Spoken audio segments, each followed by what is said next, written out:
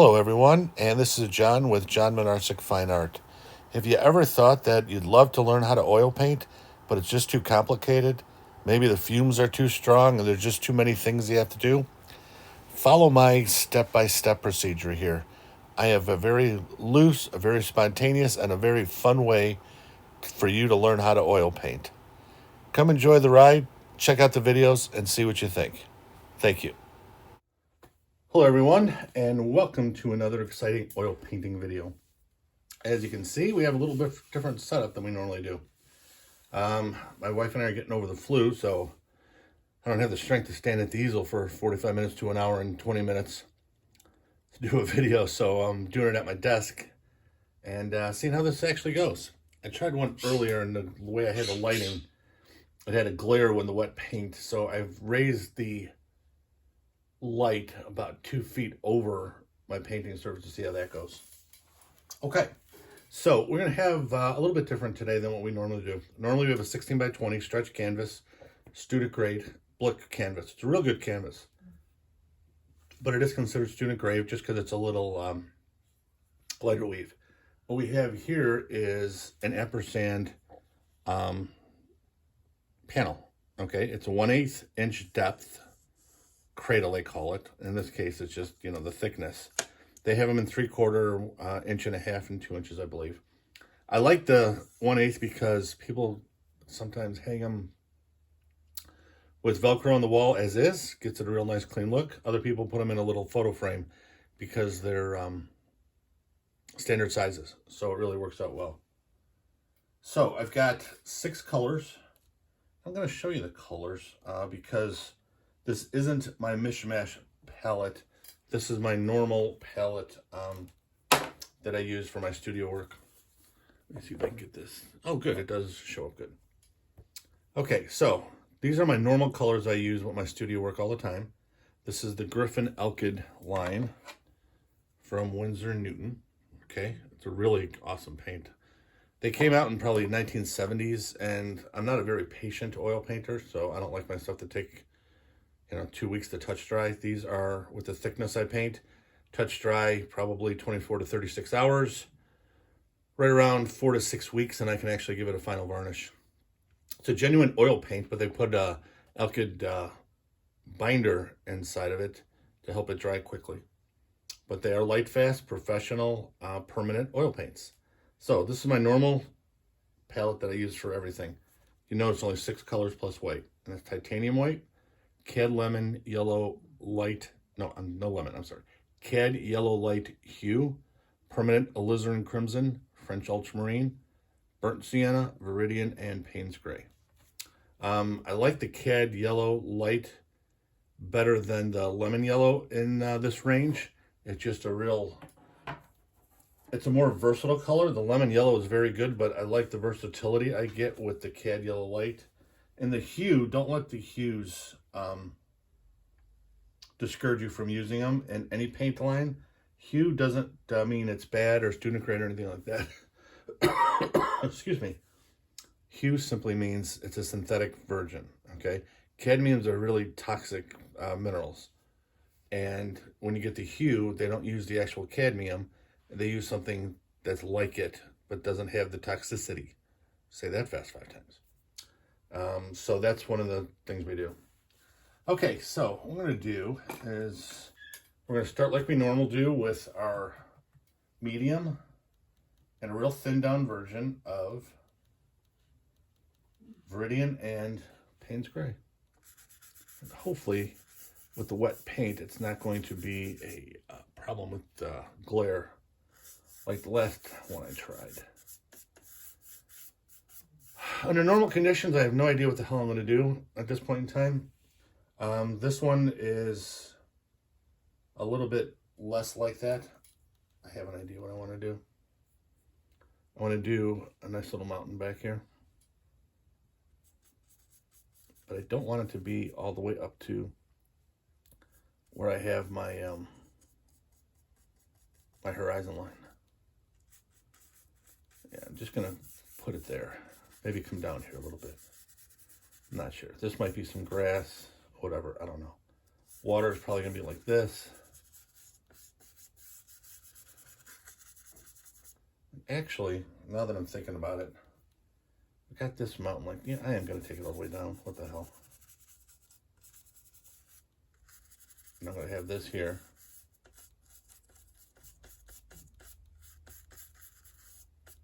But I think I'm going to have this as a hill and this is an actual mountain. And then what I'm going to do is I'm going to have a lot of background trees. Okay, so more medium.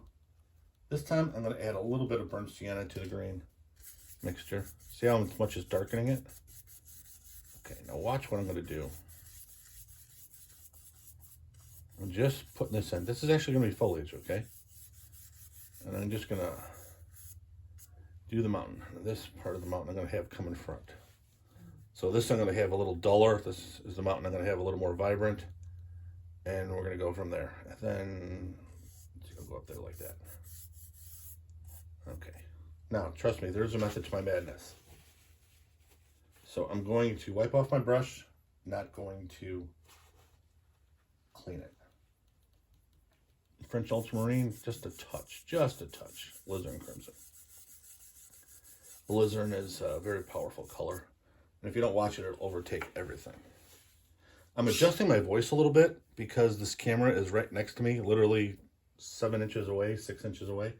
So I don't want to be shouting into it. So do me a favor and just leave me a comment. You know, does this video work for you? Do you prefer the real big ones? Is my voice too loud, too soft, whatever the case may be? If I cough too much, I apologize. That I cannot help, other than just getting better, which my wife and I are most of the way better. We're just, get that last stage is like the lethargic stage. Get rid of that and get your energy back. But like I said, we both made it to work, which is always a plus. Don't like missing work. Okay, now you see how messy I've gotten there, right? So I've got the green in my sky. I don't know if you've been watching my videos, you know that's not a detriment. I like green in my sky. There we go. Look at that. Look at that.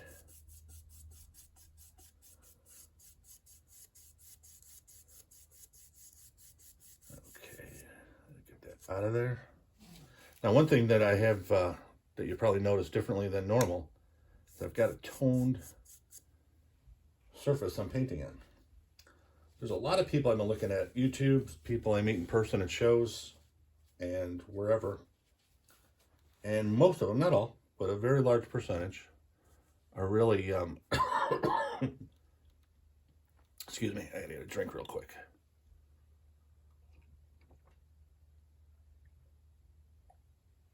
Sorry about that. I usually don't drink when I'm doing a video, but like I said, my throat trying to get over all this stuff is playing games with me, so it gets dry real quick. But as I was saying, most like to do a toned support, whether it's canvas, wood panel, whatever the case may be. So I'm trying this just to see how I like it. And I've done a couple of paintings with a toned. This is a darker tone. It's burnt sienna. And then I've got a raw sienna on some 5x7s that I'm going to be doing shortly. And I'm just curious to see what I like, what I don't like, whatever the case may be. Okay, so now I've got my sky and I've got where my background foliage is. So I'm going to take my ancient, and I mean ancient, low Cornell angular bristle brush. It's beautiful. I love this brush. I've had it for almost between 15 and 18 years I've had it. So you can let brushes last a while if you take care of them, especially the bristles. And then I had to use electrical tape because the ferrule was, you know, messing around and stuff like that. You do what you got to do to keep a brush you love. Okay, so I'm going to take the same mixture that I was sketching with, just a little bit darker, and I'm just tapping. What I want to do is just give that foliage look and feel. I'm not going to have a lot of detail with this either. I'm going to darken it up more like this. I don't want all the burnt sienna background to show. But I am going to probably leave this once I get the darker on it a little bit. I am going to probably leave it alone. No tree trunks or anything like that. I want it to, you know, look like it's so far in the distance that you really can't see anything. So I'm going to use a little bit of Viridian, a little bit of burnt sienna, a little bit of Payne's gray. Go darker a little bit.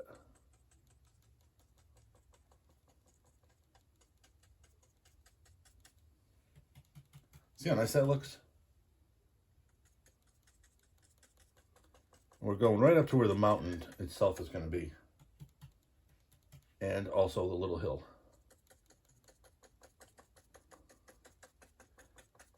And we're not going to cover everything, okay? You see how I got little areas that you can see actually down to this? I'm leaving that in there. It warms it up a little bit. Makes it so it gives a little interest, it gives a little depth because you're looking into different values of green. And the big thing you want to do when you're painting is just get different values, different everything. This I've got a little bit more burnt sienna.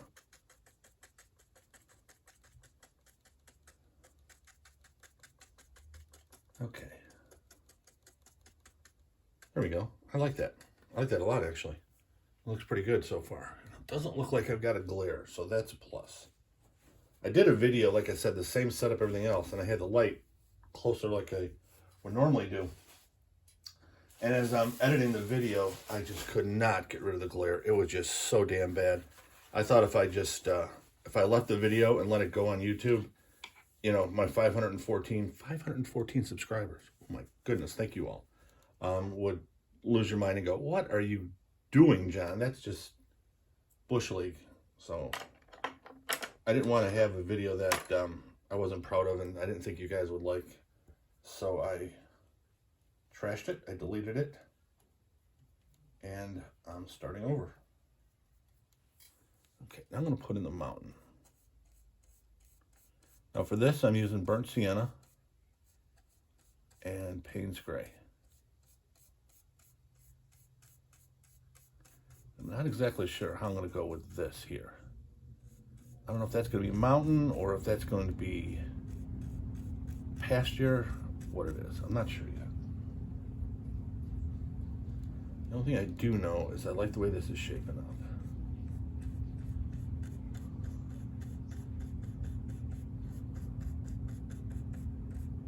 Yeah. This is a very nice color for this mountain too, because it has a lot of burnt sienna in the back. One of the things I like about, and I don't know if I've mentioned this a lot in my videos, you know, I never used to use a limited palette. I used to use not, you know, 80 colors on my palette at once, but I probably have, you know, 12-ish, sometimes, you know, 13, 14 colors plus white. And my paintings just looked,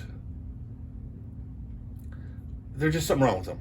Okay, the color just didn't work. And this is going way back years-wise, because I've been using a limited palette for a while now. And the thing of it is, I just, after doing research, talking to other artists more established than me at the time and everything else, it was obvious. I was just using way too many colors. I needed to learn how to mix better and go from there. Okay, now this one, I want to be faint and in the back. So I'm going to use the same thing I've been using here. Everything's the same, except I'm not adding color to it. I'm letting it blend in from the back. Okay. Now what I'm going to do, I'm going to put some stuff up into it too. I'm not even going to put much highlight on here. This is just going to be something you're going to see through a little bit of foliage.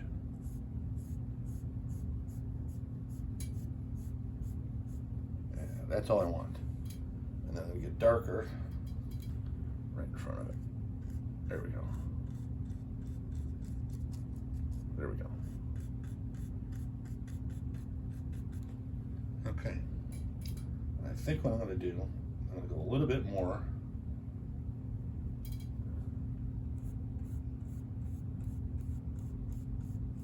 This is adding French ultramarine to this. And I'm going to make this big shadow area. And I'm going to put a little bit of a highlight on the top. And this will be my big shadow.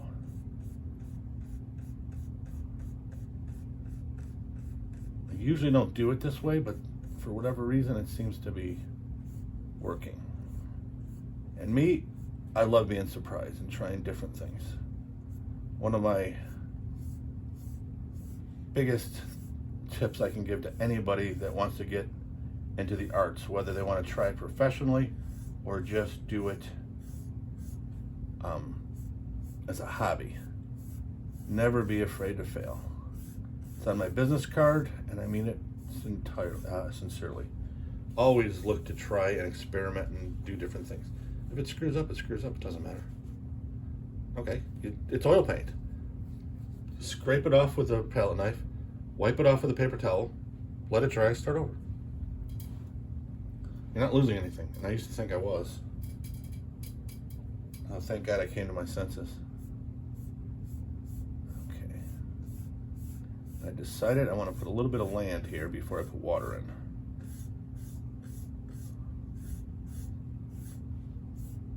There we go.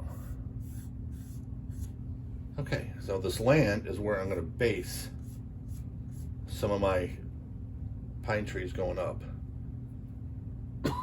Excuse me. Okay. The next thing I got to do is figure out my water.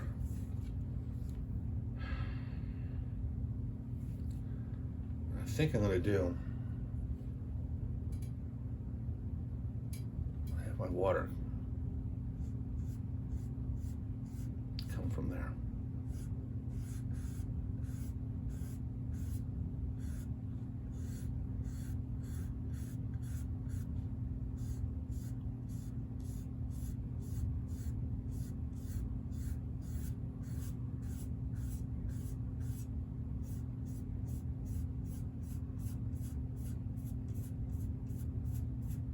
Okay, I lied. It's coming from the left. Got to follow perspective correctly.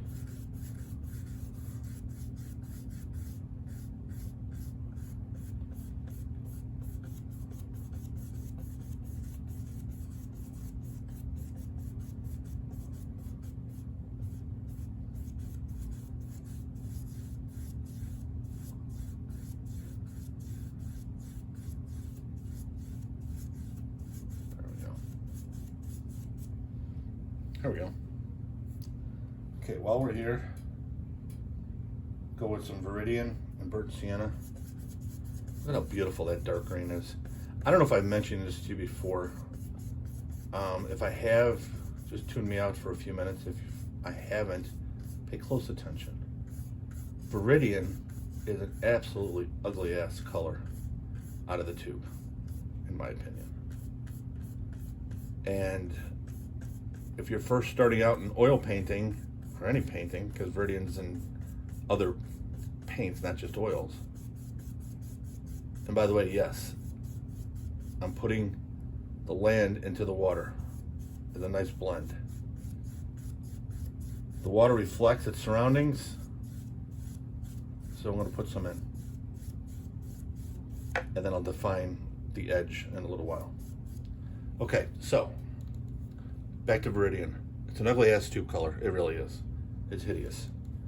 But it is one of the best, if not for me, my opinion, the best mixing green there is. It's the only green I have on my palette. It's permanent. It's light fast. It's got a little bit of a bluish tint to it, at least the one I have. And you mix it with burnt sienna. Look at this. You mix it with the Alizarin Crimson and a little bit of Payne's Gray, and you get this. You mix it with just burnt sienna by itself, and you get, I mean, I've got a bunch of different stuff here, different greens, with one tube green. I just love it. So when you find one that works for you, and that's why a limited palette works too. Payne's Gray is a severely dark blue. Yet when you add white to it, it looks like a black because it's grayish. But it is a severely dark blue. So you mix that with Viridian, or just mix it with the Cad Yellow Light, you're gonna get some beautiful olive greens. French ultramarine is a great blue. It just goes with everything. Permanent Alizarin Crimson I love because you can use it for brickwork, you can use it for flowers, you can use it to tone down green, you can use it for anything. The burnt sienna is another, it's an earth tone that you can use for anything. Cadmium Yellow is just a perfect yellow, in my opinion, to mix and make whatever you want. So you don't need it, excuse me, a ton of colors. Wow. Yeah, Raphael, my bird, well, my wife's bird, has a lot more lung power than I do right now. Excuse me. Okay, so the next thing I'm going to do is I'm going to get this little area here. I don't know if you can tell in the video. Looks like a little bit. It's a little rough, so I want to make this, smooth it out just a little bit.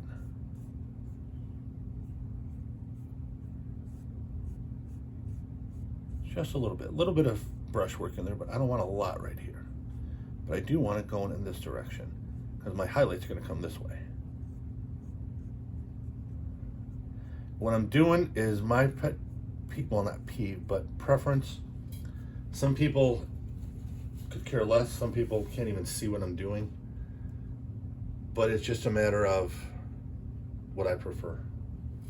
Once you get into painting and you've been doing it a little bit, not even a lot, just a little bit, you get used to it, you're gonna have your own little things you like and don't like. Okay, so let's just give it a little bit of highlight here. I'm gonna have this blocked mainly by foliage, but I do want to show a highlight on the range behind it.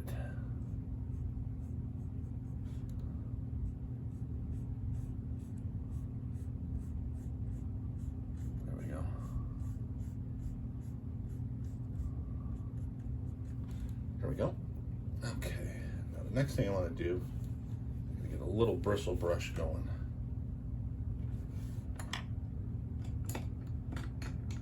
I have these new brushes my wife found for me at Jerry's that I want to try for the first time. 4 different sizes of this angle, relatively thick. I want something to mimic this. Whoa! This, like I showed you before. Because it's getting so old, I want to be able to see the replacement, and this brush doesn't exist anymore. So she found these for me in 4 different sizes.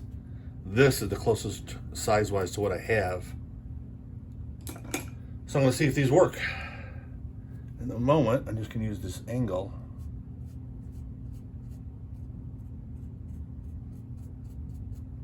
I want to get a little bit of definition here.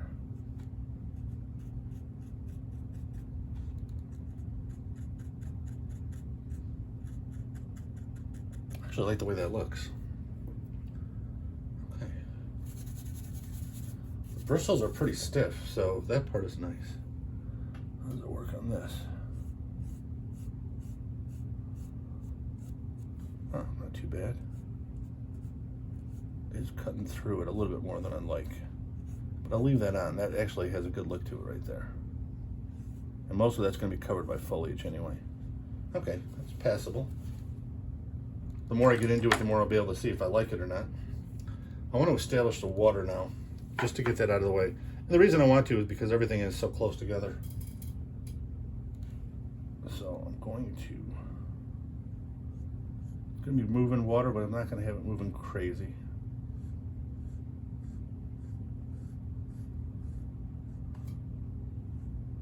I'm just basically taking white and blending it in, but I'm going really soft. I just want to see water lines.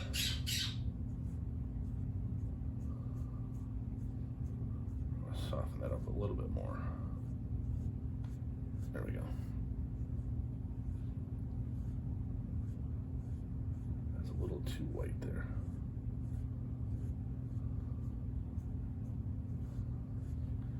Okay, I can deal with that. That'll work.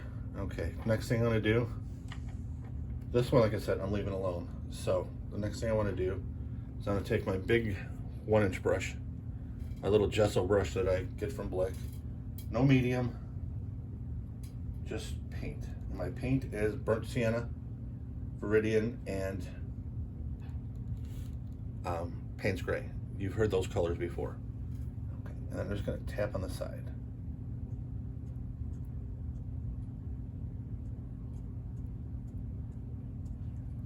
bit more Payne's gray.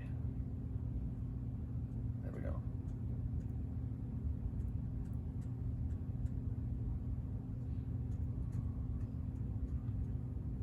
This paint is a lot more thick. Listen to my English.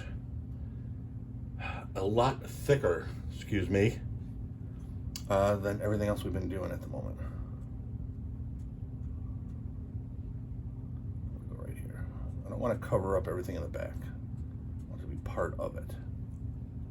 Okay, and then I'm going to have some little stuff here.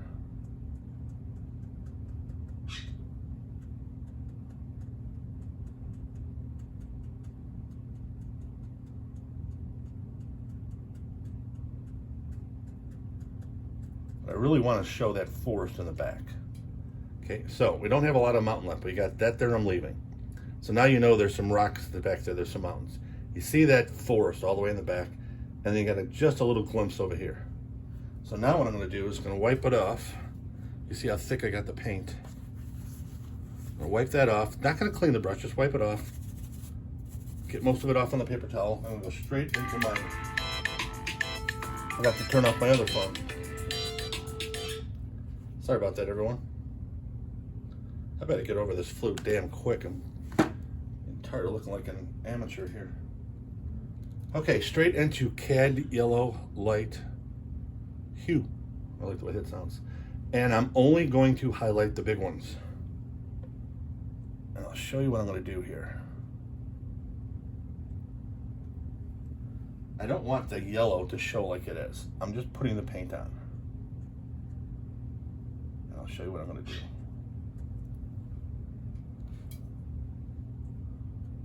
I got a method to the madness here, folks. It's hard to see on the video, okay, but what I'm doing is I want everything in layers. So I'm going to get rid of that yellow so it's just a pretty green, okay? I want it to be a little brighter than the green back there. So what I'm going to do is take my same 1-inch brush, not going to clean it, just I took all the heavy paint off. Just going to tap right into it. There we go. See how I got the brighter green? I got the yellow out, but I got the bright green.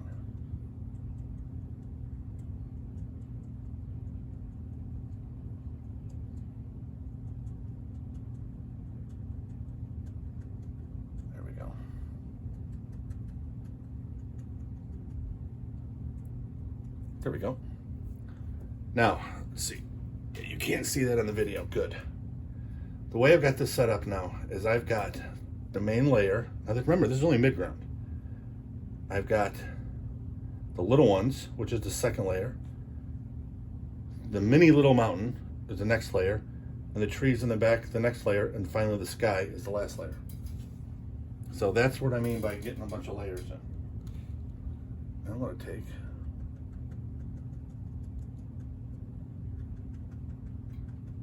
And I'm going to leave a little bit of that showing, the panel showing.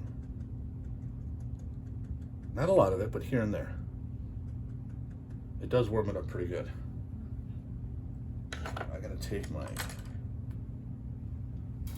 fan brush here. I got to clean it up.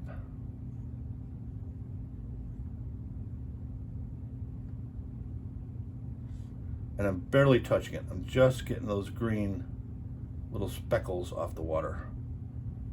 And I'm making it to where it looks like it's on the water in a different way. I need just a little bit more white in here.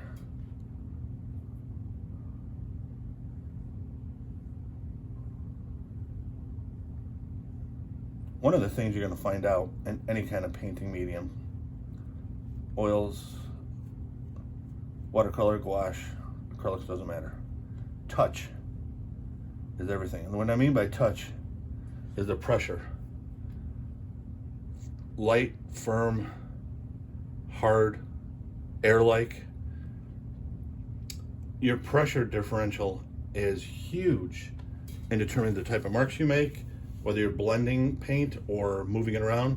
Like the paint I was just doing, I was going so light, I wasn't blending it with the blue underneath it. That's why you can see the white on the tips, on the top rather. This, I was blending because I didn't want the stark yellow there. Okay, so everything has its own little purpose. Now this doesn't look right.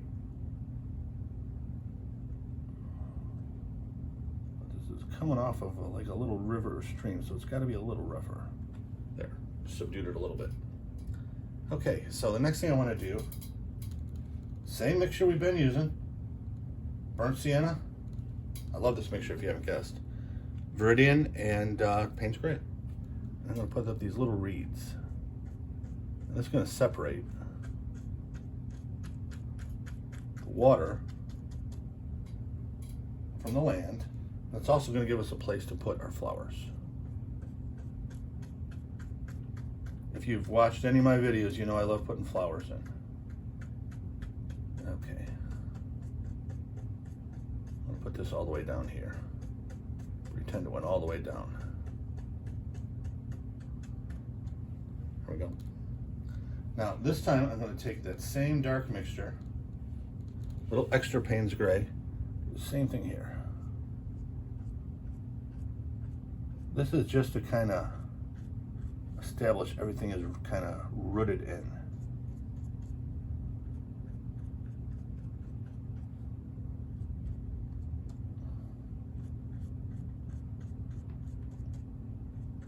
There we go.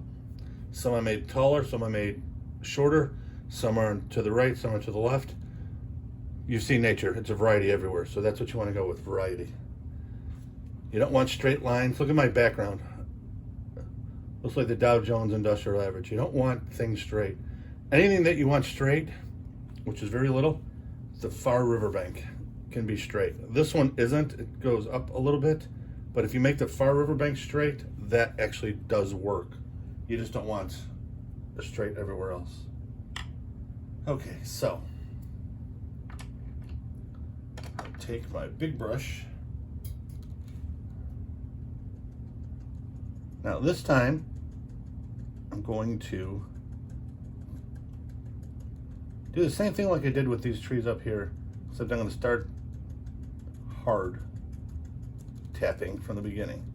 And basically, I want to have a mixture of the yellow and the green.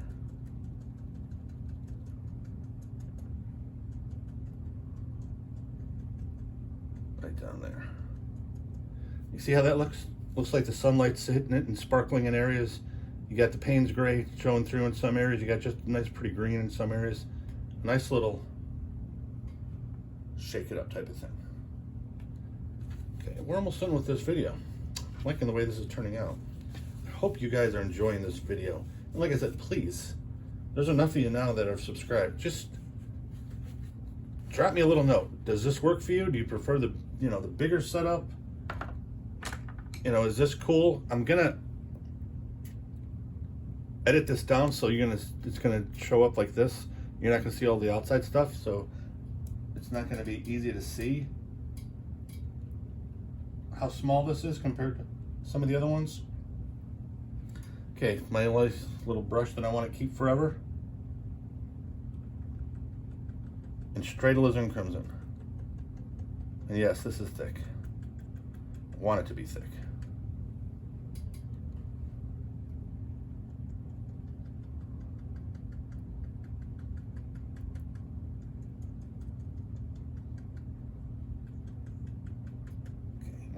This side, I'm going to put a little bit.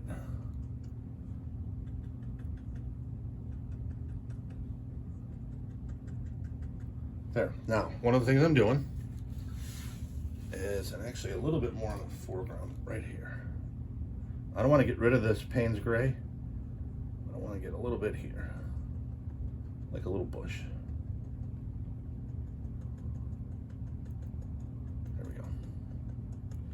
Okay, so what I'm doing is I'm just putting a base layer down, and now I'm going to use the Cadmium Yellow Light Hue. I like saying that word for some stupid reason. And that's going to make this beautiful orange.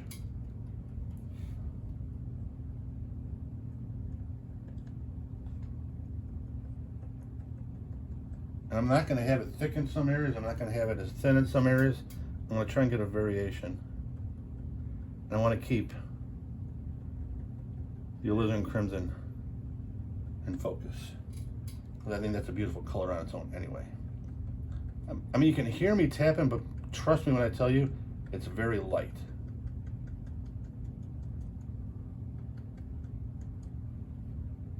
And just a little bit in the background.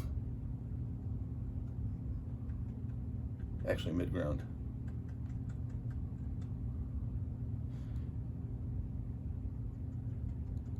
There we go.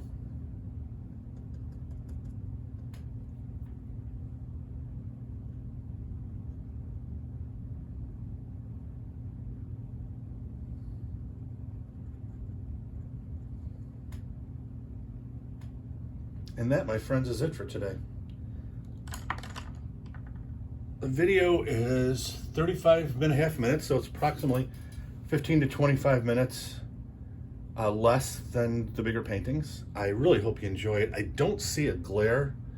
Once I start editing it, I'll know for sure. But like I said, drop me a line, let me know if you like it or not, how you want me to proceed, and I'll do my best to accommodate. Until then, I hope everybody has a great rest of your week, which for most people, it's going to be tomorrow's Friday, thank God.